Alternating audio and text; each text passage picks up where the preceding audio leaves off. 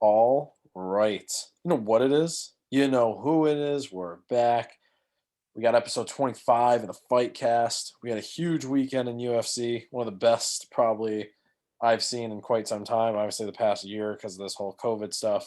But we had fans back in Florida and had some awesome fights. There was a lot of boxing this weekend as well. I had a good weekend. Jake had a good weekend. Had what's his name? Bennett, the boxer, first round knockout guy. Oh, What's his name? oh, Berlanga. Berlanga. I was saying, I don't even know what I was going to say, but Berlanga had Yeah. another one. UFC was great. There was some gross stuff, but there was some good stuff as well. So we'll start there. UFC 261 was headlined by Kamaru Usman and Jorge Masvidal. We had some 5 fights on the main card. They were all awesome. I don't know if they were just all awesome or they just showed up because the fans were back, but every single fight was just like hyped. Anthony Smith versus Jimmy Crute was the first one. That was the only fight of the night that I got wrong. I picked Jimmy Crute. Crute looked good coming out, and Smith just looked way better. Smith had his jab working early. You would have been happy. He used his jab like I haven't seen a UFC fighter use his jab in a long time, and he was picking Crute apart from a distance. Um, just kept hitting him and catching him on the eye. His right eye was pretty fucked after the first 2 minutes of the first round, and it was not looking good for him. But then right out of nowhere, Anthony Smith landed a kick on Jimmy Crute, and his leg just like gave out, and he had like drop foot. And I guess it was a combination of nerve stuff and ligament damage. I don't know exactly what happened with the ligament damage, but he said he couldn't feel his leg and he dropped to the ground. He took down Anthony Smith, and then the rest of the round was on the ground, so nobody knew what was really going on with his foot. And he got right back up. And as soon as he got up, he went to put weight on his ankle, and his ankle just like twisted, and he was just like limping to the corner. And they were like, "Yo, like what's going on with your leg?" He's like, "I can't really feel it," but he was like, "I'm good. Like let me fight." So they had him stand up, and then his knee just like his leg just gave out again. He was like, "I'm good, just let me go." And they had him walk forward. And as soon as he walked forward, his foot was like this, like literally just like going back and forth, couldn't stand Oh, stable. And then they called the fight. So he lost after the first round. Anthony Smith won.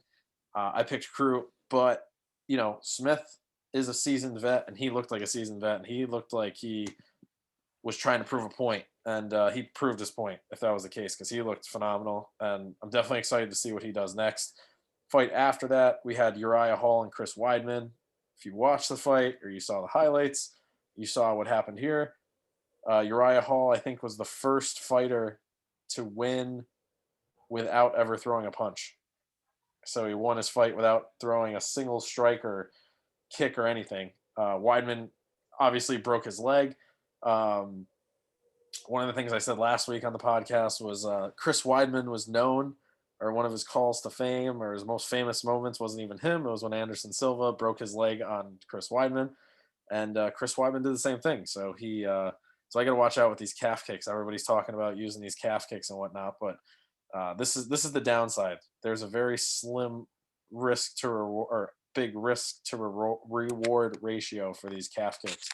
And if you go against somebody who knows how to check them, that's very you can hurt yourself like a lot, and not even just like breaking your leg because that's not as common, but connecting shin on shin is going to hurt the person who throws the kick a lot more than it does the person who's checking the kick. So yeah. he didn't even check it that well either, Uriah Hall. He just kind of leaned into the kick, and there must have been, like a lot of people were saying, there must have been some damage on Weidman's leg before the fight for that to happen, because it didn't look like he connected that hard.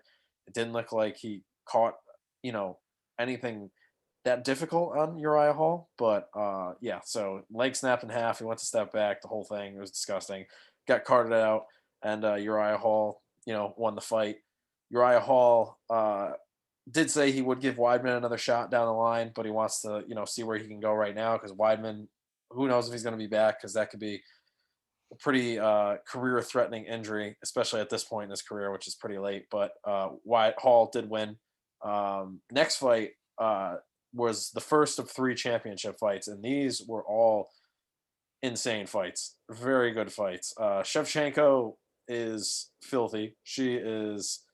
Uh, I think now I'd honestly give her a shot to beat Amanda Nunes. Like she just looks like she's at the top of her game in all aspects: the wrestling, the striking, the clinch work. Like she put on a show this weekend, and it looked like she was just out there proving a point. Um, Jessica Andrade is a great fighter, and she was champion, and she beat Rose, who we'll talk about in a second. But Jessica Andrade got dominated. There was not 1 second in that fight in which she was in any way moving forward, in any way doing anything offensively.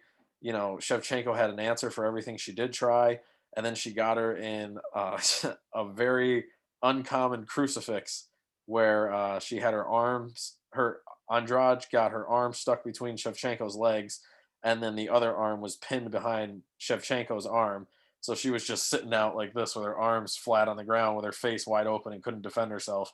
So Shevchenko just elbowed her until the fight was over. They called that one. So, but she, like I said, just looked phenomenal. And I really think the next fight needs to be her versus Nunez again. And this would be the third time they fought. Nunez won the first two, but I really think at this point I would take Shevchenko just to how sharp she looks on the feet, how sharp she looks on the ground. There's just too much that she's good at, and she's getting better at it each fight. And I hope that's the next fight because I definitely want to see it. But Shevchenko, looked amazing. I picked Shevchenko by I think decision, or no, I think I picked her by second round TKO, and I think she won in the first round. So I actually it might have been the second round. I don't remember, but anyways, won there. Then we had Zhang Zhang Welly, I think that's how you pronounce her name, and then Rose Namajunas.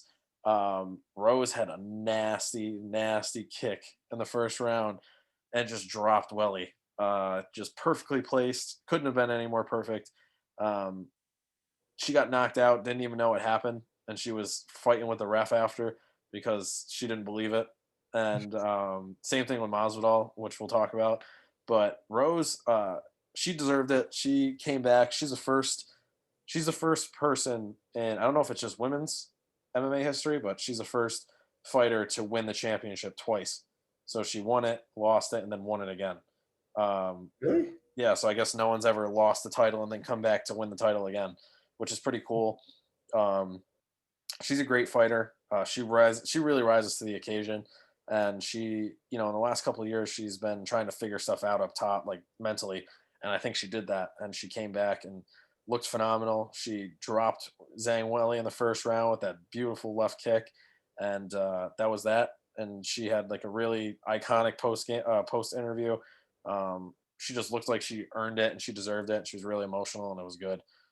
Then obviously the main event we had Kamaru Usman, Jorge Masvidal. This fight was not exactly how it was supposed to play out, but it had the same result. I don't think anybody going into this knew that Usman would knock out Masvidal. Masvidal, at least as far as I've seen, has never even been wobbled in any fights that I've watched, and he just got fucking dropped. And I don't know that Usman could even do that again if he tried. I don't know if he saw the knockout at all, but Yeah. he just had a perfectly placed right hand, like on the chin. Uh, Um, hold up before you get any further into this. Let me ask you a serious question though.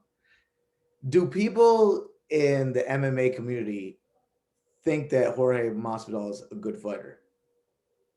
they think he's a good boxer. I never thought he was an He's elite a fighter. trash boxer. Let me just tell you that Yeah, he's not a good boxer. He's yeah. not. Doesn't move his fucking head. Because I remember saying this. I forget who he was fighting like a year ago. I was like, Masvidal gets hit a lot, and then all the guys in the gym, all the other trainers, like, no, he doesn't. And then I watched a couple of his fights. I He was gets like, hit a yeah, he lot, gets but fucking time. yeah, he just doesn't. He just has a chin. Um, Yeah, and right. he can take a punch. That's it. Like he definitely gets hit a lot. And I never thought he was because he's been, Darren Till dropped him. He got hit a lot against Nate Diaz. Nate Diaz just doesn't hit hard enough to Yeah. Nate Diaz is more of a volume puncher. Nate Diaz and Matt Masvidal basically throw punches the same way, where everything is all arm. And again, I understand that a lot of that is because you have to be ready for kicks and be ready to kick and things like that. So your hips aren't turning the same way that you would in a boxing match. I get that. But when they do stand to exchange and only throw punches, they don't get any turn on their hips. So there's nothing behind those punches. Yeah. So, yeah. No, but yeah, and again, I've said this, I think, since Masvidal really became relevant after the whole Askren thing. Like, I think Masvidal is good, and I think he, I don't want to say earned a shot, because I don't know that he actually did, because I don't think this fight should have happened in the first place. Like, I don't think this should have been a rematch. I think the only reason Masvidal got this was because he stepped in. It was more of like a reward for stepping in on short notice the first time. Usman was clearly better, and this, like I said, I don't think that Usman knocks him out 9 times out of 10. I think this was that one time, but it was just like a perfect shot, perfect moment, perfect placement, and the only punch that I saw Usman throw that entire fight that looked like an actual punch. Yeah, everything else, he is not, like I said, I like Usman. Again, like we said this about Ngannou last week or the week before, about how when they throw punch, wide flailing shit, but they're so muscular and so solid that when they land, it fucking, you could tell it hurts. Yeah. But they look awful. Yeah. And Usman, I mean, he just keeps winning. It's ugly. I don't like the way he fights. I think he gets hit a lot. He got rocked, in his last 3 fights, and then he got hit again against Masvidal, but he stood his ground. He did everything he needed to, and he won. So, I mean, whatever happens next, it's looking like him versus Colby is going to be the next in line, because Colby is apparently due for the belt, and that was probably one of the best UFC fights I've ever seen in that division and in general. And I really think that Colby has a chance to beat him if they come back around, but we'll see what happens. Then Connor was calling him out and all that stuff, but Usman, for right now, he's pound for pound up there as one of the best fighters. But we'll see what happens. There's a lot to be said, and honestly, I've I wouldn't say I disrespected Usman over the last couple years, but like, he's earned my respect up to this point for being a winner. I'm still not like the greatest fan of his fighting style, but he's still got some room to grow.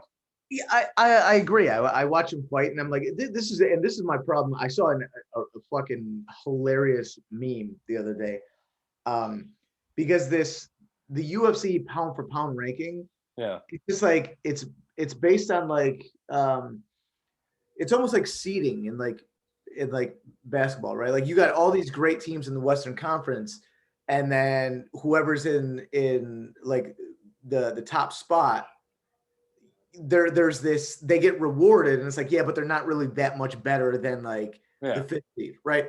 And I feel like it's like that in the UFC. Like, guys are like, oh, he's the GOAT. But anyway, the meme was that is that anime shit where the kid's looking at the butterfly. Yeah.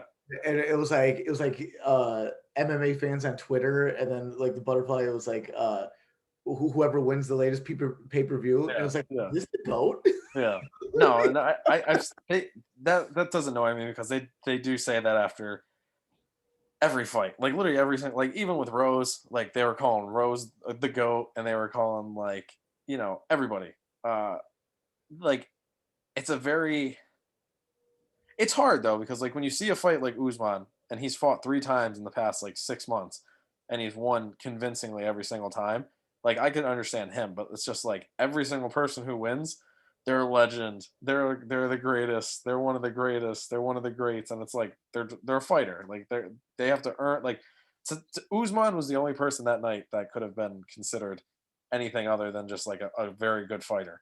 But at the same time, as they do that, it's a very much like a recency bias thing. Like, as soon as they see something, it's like, he's the GOAT, he's the GOAT, he's the GOAT. And then 2 weekends from now, when I forgot who's fighting, or 3 weekends from now, when Michael Chandler and Oliveira fight, when whoever wins that fight, they're gonna be, oh, they're the pound for pound greatest right now. Like, it's just how it goes, and that's just like a very much like whatever's good right now is a great thing.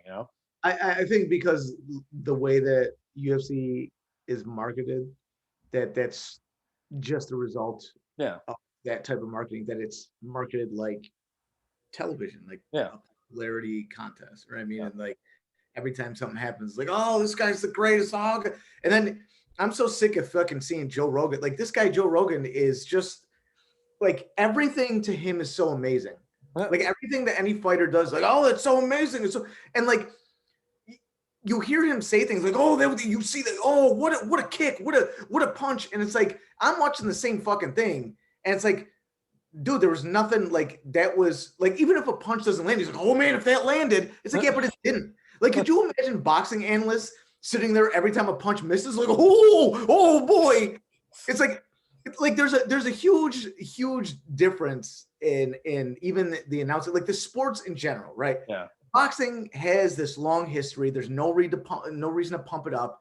The commentators are all, nice, polished, professional, sort of like, go just color commentating as it Mhm. goes along. And so when something actually amazing happens, they react accordingly. Yep. These guys over in the UFC are just like, "Bah, bah." They're like fucking drunk guys at a bar. You know what I mean? Like they're cheering over every little thing that happens, and it's like nothing happened though.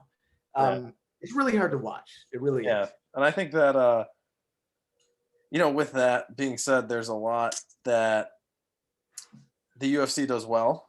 But they do have a couple things that they do need to work on overall. Tone that down a little. That's Yeah, just yeah. tone it But I down. think, I think a lot of it is Joe Rogan's just experience and like his broadcasting. But like I said, Joe Rogan does do that a lot. And he's one of the guys who was like, oh, he's one of the greatest of all time, like right Yeah, after he wins. yeah, DC yeah. is a little bit different about that, but like, and Joe Anik's just like there, like Joe Anik's just like the dude who sets it off and then just lets DC and Joe just talk to each other. But yeah, so it was a great weekend. I really enjoyed it. I thought it was one of the best cards I've seen in quite some time. Obviously with fans back, it's different. And then we got this weekend we got Dominic Reyes and Jiri Projaka. Um, I really think that Dominic Reyes, I've never really liked his style. Didn't he rubbed me the wrong way after he beat John Jones. He looked as though he was already the champion, even though he lost, and he was acting like he was a champion. And then he fought Blachowicz and he got rocked and knocked out, which set this whole domino effect of Izzy stepping up to 205 and whatnot. He's got a chance to redeem himself here in his first fight, I think, since that. Just double checking on that. Yeah, so his first fight since losing to Blachowicz. Um, so I think there's a good chance he wins here, but I am gonna go with Projaka to win. I think that Reyes really got what do you want to call it? I'm not convinced that he's fixed from that last loss yet.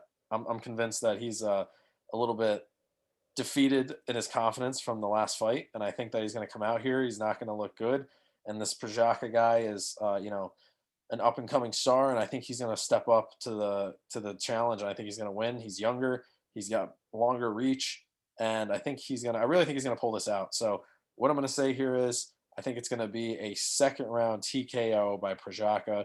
I think Reyes is going to look good in the first round, and he might even win the first round. But I think that Projaka is going to come out and beat him in the second. So that's the only fight I'm going to predict this weekend. It's a pretty light card. Cub Swanson's on it, and other than that, I haven't really watched a lot of these other guys. But yeah, so Projaka, I'm gonna go the second round TKO, and like I said, this past weekend, 4 for 1. Yeah. Oh, speaking of memes, that's what I wanted to say. Did you see Did you see any of the Ben Askren Jorge Masvidal memes Oh, I saw one like that I shared? Did you see the one I shared? wait, was it you that come? You want to come over for a Yeah, sleep? for a sleepover, and they're just that's probably one of my favorite memes of all time. Just Jorge Masvidal on the bed and Ben Askren on the ground, just slept. There's so many. Oh, it was so funny. But yeah, so boxing. We had a lot of boxing this weekend. We have a lot of boxing this weekend, and yeah, I'm excited to talk about it. So let's break that stuff down. All right. So last weekend, I think what did I pick, 4 or 5 fights. We had I think you picked 5 fights. Okay, so I can't even remember what the last one was. Well, so I think I picked all knockouts. But the only Berlanga had that first round knockout. huh? Berlanga had that first round or second round knockout, right? The No, guy no, lasted he into the went the second. distance. No, he went the distance. Oh, did he? Yeah, Oh, maybe I read the wrong thing then. My yeah. bad. So Xander Zayas was the only one that scored a knockout, and I said like his previous fight, which was only like 2 or 3 weeks ago, um, he should have destroyed the guy, and he went the distance. So I had a feeling he was going to come back strong against this dude, and he knocked him out in like 80 seconds or something like that. What was it like? Very very quickly. Yeah. He destroyed him. Um, so there wasn't even a chance to like there was nothing to break down. He just came. You could tell he came out like I went the distance last time. Fuck that man. I'm going to destroy this guy, and Yeah. that's what. Then there was Josue Vargas. Um, that went to a decision. Uh, I thought for sure Vargas was going to be able to put this guy down, but it ended up being just a boxing lesson. I mean, Vargas boxed the shit out of him. Then there was the Berlanga.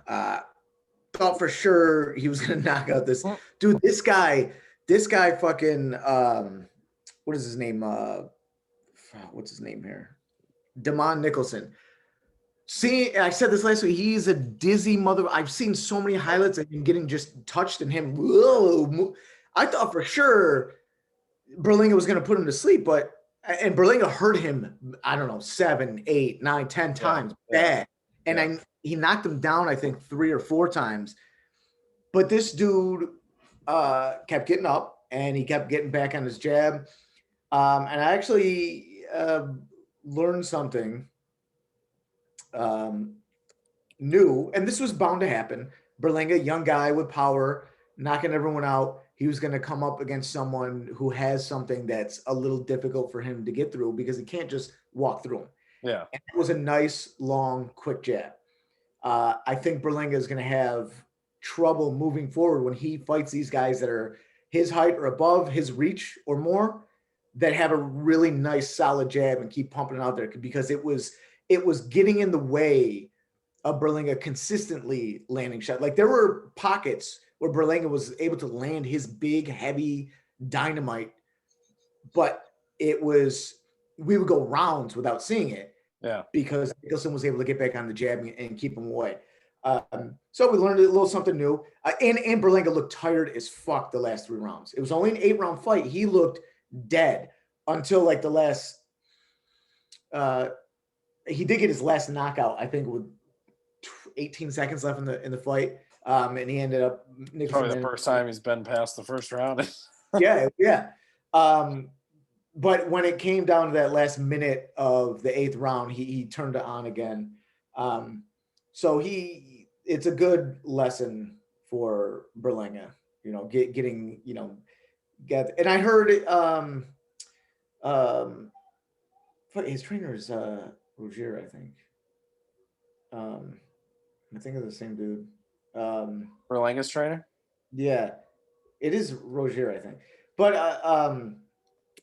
he I heard him tell Berlanga, going. Andre Rozier. Yeah, Andre Rosa. Yeah, it is Roger. I heard him tell him at some point during the fight, like, look, the streak is over, it's out of the way. Now we can move on and we could box now. And Another thing, ways I was listening to Wonder Boy Thompson. He's a yeah, UFC fighter on Joe Rogan podcast, and he was saying how like not it's obviously not the same, but he was saying how like sometimes these things like weigh on people because like they feel like they have to do it. So like once the fight ends where you don't knock someone out in the first round, it's almost like a relief. And he was yeah, talking about how like the first time he got knocked out, it was like a relief almost. Like he got knocked down. He was like, all right, it happened. Like that's fine. Like it's just like I never have to like. It's not that you never have to deal with that again, but it's like it happened. It's gonna happen. But it's just like, oh, all right, I don't have to worry about that anymore. Like worry about that happening ever in my life. You know what I mean? yeah. Yeah, and I'm sure it can. I mean, again, I've talked about it many times. The ego, the confidence that it takes to be a really good fighter, and part of that is feeling like you're untouchable. And Mhm. then when you get touched, how do you get past that? What is your next move after you figure out like, oh, I'm not invincible. I'm not fucking Superman. I can't just put everyone to sleep. You know what I mean? Yeah. And that's where you really learn about a fighter. Like, is this dude a fighter or is he just a guy that hits hard? You know what I Yeah.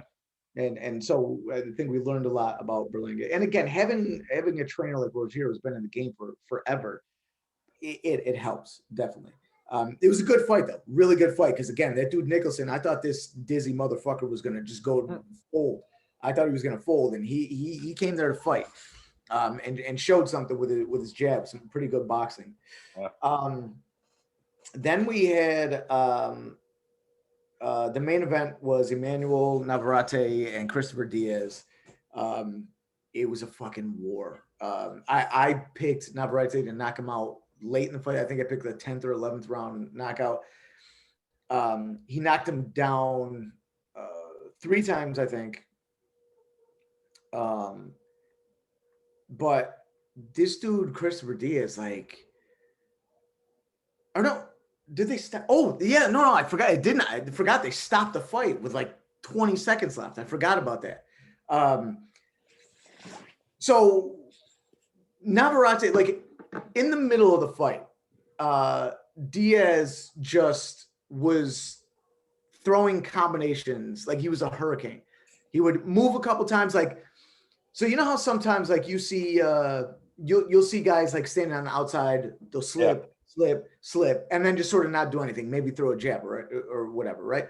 He had a very obvious plan. It was slip, move right in, bah, bah, bah, bah, bah, bah, throw a shit ton of punches, then do it again. So the idea was not let Navarrete use his length because his reach, he had a hell of a reach advantage. Yeah. So it was to get inside, hit him a lot because you could tell it made him uncomfortable, and he did that for the most part. Even though Navarrete, I think it was like in the 4th round or something, Navarrete caught this dude with an uppercut that he like threw from halfway across the ring and knocked Diaz down. Um, but Diaz he showed incredible fucking heart, man. Like he was getting beat the fuck up the second half of the fight and just kept coming forward. And it got to the point in the 12th round where even I saw the moment. Okay, so you could see he got knocked down earlier in the 12th round, came back, started throwing punches, and you could see like, okay, he's not hit. Everything that is fueling him right now is it's muscle memory and heart. Like Mm. that's what he's working on right now, right? Because he's been beat the fuck up. There came a moment right before his trainer threw in the towel. Like they were trading shots. He was taking the worst of it from Navarrete. There came a moment where Diaz, he's throwing all these shots. He got hit with one and then immediately sort of like leaned over, backed up, and put his guard up. And you could see that was the moment where his brain disconnected from the rest of him. Like the muscle memory, the heart was gone. Yeah. It's like that. There is like you saw the second when that guy didn't have any more to give. Yeah. And it was I thought it was, I said it out loud. I was like, oh, they got to stop the fight. And like 2 seconds later, his trainer, so he's got a credit to his trainer. I don't know what his trainer's name is, but Christopher Diaz's trainer is a really good, that's the kind of trainer that you want.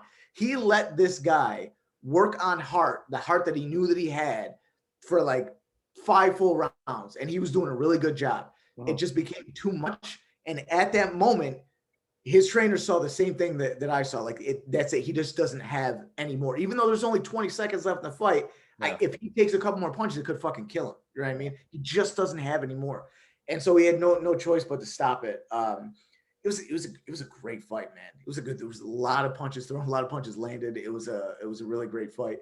And then after there was some Twitter back and forth between Navarrete and Shakur Stevenson. So we'll see if anything materializes out of that. That'd be Very nice. nice. But yeah, overall, ESPN put out another great night of fights. It's fun to watch. For free, mind you. Free, yeah. Not Triller. Trash ass Triller. Cool. And then those are the ones you predicted? Well, we said 5, right? There was only 4. I don't even know. I can't even find the other. I don't remember the last one you picked, and I didn't write it down. Yeah, I can't remember. I don't even see it on here. But yeah, I think that was it. All right. Well, whatever. We got a whole weekend of boxing to break down. We got Yeah. Andy Ruiz fighting this weekend. We got Fendora. We got How do you say his first name? Arislandi. Arislandi Lara fighting for a championship. So we'll start however many you're gonna break down, and we'll go from there. Okay, so I'm gonna go in chronological order. So I'm gonna start with what is this, Friday? What's the day? Yeah, so tomorrow. Um, One of my favorite fighters to watch, mainly just because he's Irish, is Michael McConlin. He last fought in August, I think. Um, Junior featherweight. Michael Conlin's a very, very skilled fighter.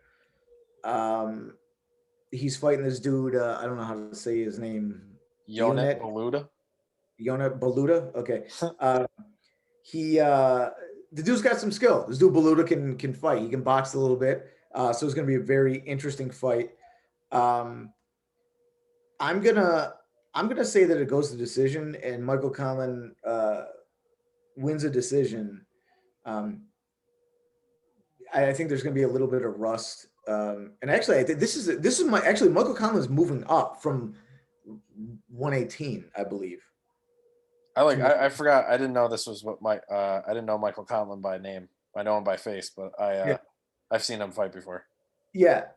Yeah. So he's moving up. So it's gonna, I think he's more skilled than Beluda. And Conlon throws beautiful combinations. He does put himself in tough situations sometimes, where he takes a lot more punishment than he should. Did I he get think, knocked out last time he fought? huh? Did he get knocked out last time he fought? No, he won his No. last fight. Okay. Yeah. Um, I think just the Irish in him makes it so that he gets in there and he takes punishment that he doesn't necessarily need to. Yeah. I think there's the skill level is just too high for Beluga. So I'm taking Conlon in decision. Then we got Saturday. So on the Fox pay-per-view card, we got let's see what the undercards. Okay, so I'll start with the Lara versus Thomas Lamana fight. Uh, it's for a vacant middleweight title. Lamana must have been Mandatory. mandatory or something. He can't fight, man. Like he can't fight. I think Lara's a really, really great boxer. He's very technical, very slick, tough guy. I think he's gonna box the shit out of this dude, Lamana. I wouldn't be surprised if there was a knockout, but I'm gonna take Lara in a decision. And then Sebastian Fendora, junior middleweights. Fendora is like 6'7" or 6'6" or something. He's gigantic. Yeah. But he really knows how to use his range. He's a really, really fun guy to watch. Mm-hmm. And he's got a little bit of power for being. Listen, these tall, skinny guys, they have a type of power that is like it's hard to describe. Like it's when they throw straight punches, it's almost like taking like a broomstick and like jabbing you in the face with it. I think it's just because of the distance. There's just so far they travel. Yeah, they're obviously like that. That's the obvious thing, right? Is that their fist is traveling further, so it's generating more force on the way in. But it feels much different than a guy who's like small and solid. It feels very different. Yeah. He's got some power. I'm gonna take Fendora. I'm gonna take him in. Let's say a 8th round knockout. All right. There you go. Then we got Andy Ruiz, Chris Arreola. Ruiz, obviously everyone knows he beat Joshua. He had the heavyweight championship for 2 seconds, then lost the rematch because he came in fat as fuck. Yeah. Now he's with one of the best trainers in the world, with Reynoso. Trainer, yeah. So, and he looks great. He's down. I think they said he's weighing in at 285, 265, something like that. Scary. That's a scary fight for a lot of people in that division. Yeah. So I'm taking Andy Ruiz in a fucking massacre I here. think he's gonna come out and prove a point. Yeah, because listen, we know Ruiz has power. We know that he's always had power. He lost all that fucking weight. Yep. He's a former. He had the heavyweight championship, first Mexican heavyweight champion in the history of boxing. So he's got motivation, and he's got Reynoso, one of the best trainers in the world. I think this spells fucking absolute doom for Ariel. Ariel is a decent fighter, and he's got some power. He's a tough guy. I think he's getting fucking mopped up. I think Ruiz is gonna get him out of there within 3 rounds. I'll say a 3rd round knockout. I think he's looking. I think he's looking towards Wilder, but we'll see. Maybe, but I think Ruiz puts a terrible beating on this dude for the few rounds that I think it's going to last. Yeah. Then we go over to the zone. Let's go down the list here. So we'll start with Ricky Hatton's son, Campbell Hatton's fighting again. Again, he's at the beginning of his career. They're giving him bums. So I'm sure Hatton is going to, but this is only his 2nd fight. I'm going to say he learned a little bit from his first fight where he was trying to kill the guy in the first round and then, blew his load and didn't have any energy for the rest of the fight. I'm going to say he learns a little bit from that. He's a little more patient. He knocks this guy out 2nd round. Then we got Chris Eubank Jr. versus Marcus Morrison. This is an interesting fight because Eubank Jr. is a guy that a few years ago, his name was up there with all the great middleweights. Then he had some bad showings. And now he's sort of like, I don't know, on his way back up, trying to make it back into that mix so he could fight for a belt. Roy Jones is training him now. Okay. The guy Marcus Morrison can box a little. But I think that Eubank being on the way back up, trying to get back into that mix for a belt, and whatever tips he's getting for like picking Roy Jones' mind, I think is only going to help. I'm going to say he knocks Morrison out. Let's go 6th round. All right. Awesome. Then we got Katie Taylor. Katie Taylor. Natasha Jonas. I don't know anything about Jonas. I'm just going to go out on the limb here and say Katie Taylor is going to fucking box the shit out of her for 12 rounds and win in a landslide. Everyone has heard what I've said about Katie Taylor on this podcast. I think, honestly, she could give men at 130 problems. She's that good, that skilled of a boxer. She knows boxing so well. I think she's going to fucking murder this chick. Then we got Dimitri Bivol versus Craig Richards for the Bivol's light heavyweight title. This guy Craig Richards is a tall, skinny dude. He's got a little bit of power. Has a nice jab, but he's a little wide with his punches, a little wild. He throws too often. He throws power shots from the hip, and Bivol is like one of these, Eastern European guys that is just like super technical. Yeah. And he's got some really good power. And so I think that it's a bad combination. Wide punches, leaving yourself open, and a million fucking straight punches that lead into combinations that lead into fucking the uppercuts and hooks from Bivol. I don't think it's going to end well for Richards. I'm going to say 10th round knockout for Bivol. And then finally, we have heavyweights. Derek Chisora and Joseph Parker. Both these guys are pretty decent heavyweights. Both have done, they fought all the big names. Normally, I'd say this is a pretty close fight, pretty even fight. But Chisora for this fight has Buddy McGirt in his corner. Mm.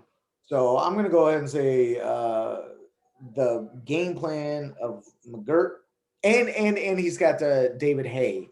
I think David Hay Hayes training him. Yeah. Yeah.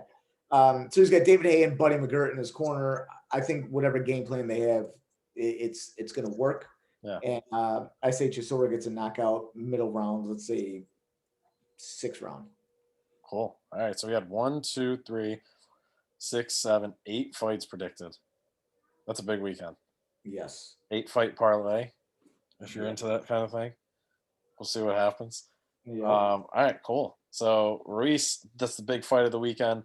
So we got 1, 2, 3. Looks like 4 title fights overall. Split between DAZN or DAZN. I can't always say DAZN. DAZN and Fox pay-per-view. And then Friday night we had obviously Michael Conlon, which you predicted, Jake predicted, on ESPN Plus, which will be free to watch if you have ESPN Plus, or if not, get it. Yeah, so that's 8 fights overall. We got the 1 UFC fight, big boxing weekend, obviously, and then we got a couple big UFC weekends coming up, along with some big boxing weekends in the next couple weeks. In other news, Ryan Garcia's fight's canceled. He's dealing with some mental stuff, I guess, and he said he's not fighting.